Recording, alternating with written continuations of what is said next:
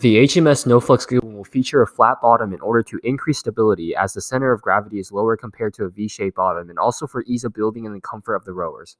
As for the sides, they are designed to be curved in order to minimize water resistance through cutting the water instead of forcefully displacing it, and thus minimize the force needed to propel the boat. Thus, according to this plan, we developed the shape of our bottom. Then, we started cutting out cardboard. Then, we measure out the exact shape on the pieces of cardboard. We then cut out the shape on the pieces of cardboard. Bend the cardboard. You might bend the inside part. In putting together the pieces of cardboard, we finally constructed our first layer of the base. In order to create the sturdiest boat, we repeated this process 5 times for a grand total of 5 different layers of the base. We then glued the layers together.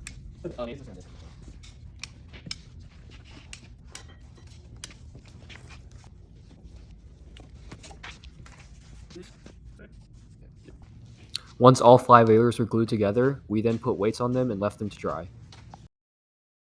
Here's where our first problem popped up. As you can see, if we were to simply glue the sides to the base, it would be a very thin connection to the very edge of the base. So in order to combat this and actually connect the sides to the base properly, we added supports.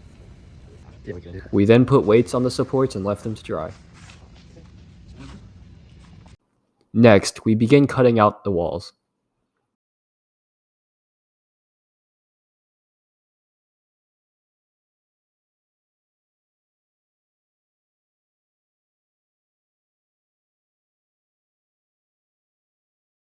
We glued the walls to the base to create our first layer. From there, we glued additional layers to the initial layer. This is where our second problem popped up. In order for the 2 layers to properly glue to each other, there needs to be pressure applied. We first thought that we could just simply push heavy objects, aka the water bottles, up against the sides, but since the sides were curved, this didn't work. We then decided to use clamps. By the way, our sides featured 3 layers in order to maximize stability. We clamped the layers together and left them to dry. After repeating the same process on the other side, we sealed together the very top and the very bottom of the boat.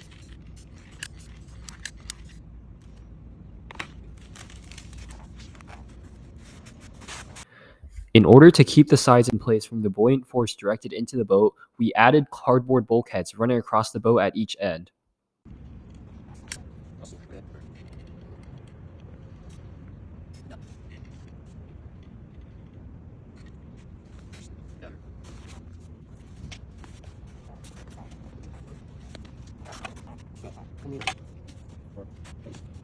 Finally, we covered the top of the bulkheads. Here is our boat so far.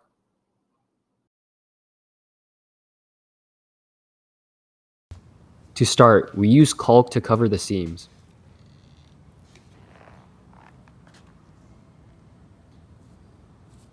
We then painted over the hull.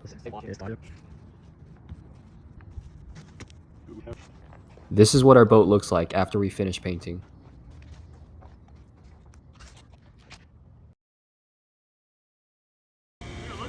To start, we tested our boat in the strake pool.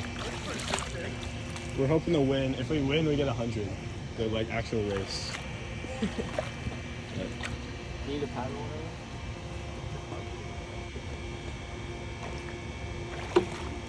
You might not want to be in there too long because. Yes, let's say you're probably. We then tested it in Brendan's swimming pool. This is where our third problem popped up.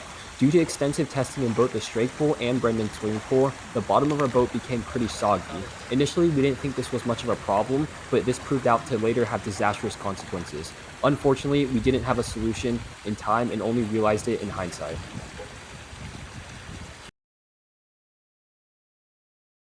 In order to determine the waterline of the boat, we must first determine the volume displaced by the boat. Volume equals mass divided by density. In our mass, we calculate to be around 360 pounds, 30 pounds for the boat and 330 pounds for the passengers. And the density of water, we already know to be a constant, 62.4 pounds per feet cubed. Therefore, our volume displaced ends up being 5.77 feet cubed when you divide the two. The waterline of a boat represents where the hull of the boat meets the surface of water. When a boat displaces a certain volume of water, something must take the place of that displaced water, the boat itself. Hence, the volume of the boat under the surface of water, or the waterline, must equal the volume of water displaced. And since the waterline is calculated in the height or z dimension, the waterline must equal the volume of the boat water displaced by the boat divided by the area of the base of the boat. And since our base was circular, we used an online calculator to calculate our area to 13.6 feet squared. When we divide 5.77 feet cubed, which was our volume displaced, by that number, we end up with 0.42 feet, which would be our waterline. 0.42 feet translate to roughly around 5 inches. So we decided to place our water lines at 3 inches and 6 inches starting from the bottom of the boat. This was later verified experimentally. And with all our preparations complete, the voyage of HMS Flux Given begins. Yeah. Look, there's like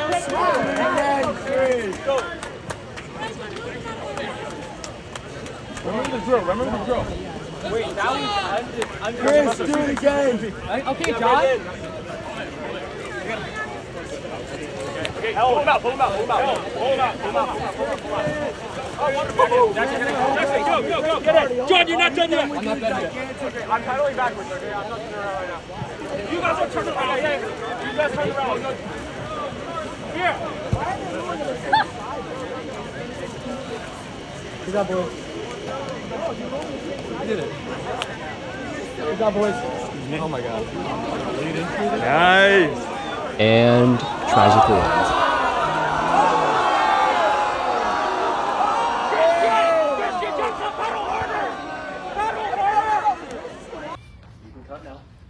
And that's it for us.